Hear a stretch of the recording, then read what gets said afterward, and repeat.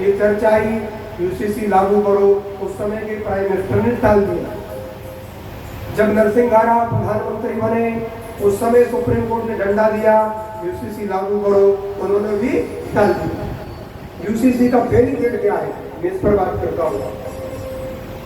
UCC लागू होने पर क्या लाभ होगा, इस पर ध्यान दो। हमारे यहाँ विवाहित उम्र है 18-21 और उनके यहाँ 9 वर्ष की बेटी के साथ विवाह हो जाता है। यदि ये लागू हो जाएगा तो विवाह की उम्र समान हो जाएगी, पहला लाभ ये होगा। दूसरा लाभ ये होगा, हमारे यहाँ जब संतान नहीं होती है तो हमारे यहाँ गोद लेने की परंपरा है, दत्तक पुत्र बोलते हैं, उनके यहाँ ये परंपरा नहीं है। नहीं हुआ दूसरी करो, नहीं हुआ तीसरी करो, चौथी करो, पांचवी करो, छठी करो, करते रहो। ये यूसीसी लागू होगा, ये व्यवस्था समान हो जाएगी, गोद लेने का अधिकार सबको प्राप्त हो जाएगा। दूसरा बेनिफिट। तीसरा बेनिफिट, हमारे यहाँ जब तलाक होता है तो रकम दी जाती है 5 लाख, 10 लाख, 15 लाख, जहाँ जैसी व्यवस्था होती है। उनके यहाँ मेहर दिया जाता है, और मेहर की रकम 5,000, 4,000, 3,000 रुपये।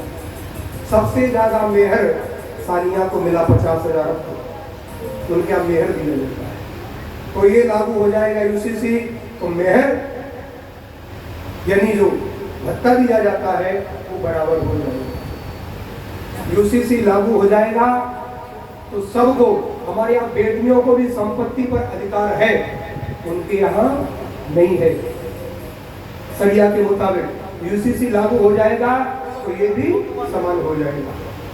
इसलिए मेरी प्रार्थना है कि ये लागू हो जाएगा तो हमारी स्थिति जो बदल रही। हाँ, एक चीज और लागू हो जाए, ये लागू होने पर एक चीज और होगा, एक पत्नी के रहते दूसरा विवाह नहीं कर सकता, और विवाह नहीं कर सकता तो ही बालक का अधिकार सबके पास हो जाएगा।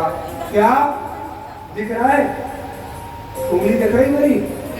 2 बालक दिया गया था, हम 2 हमारे 2 का नारा दिया गया था, हमने उसको गांठ बांध ली, हम 2 हमारे 2।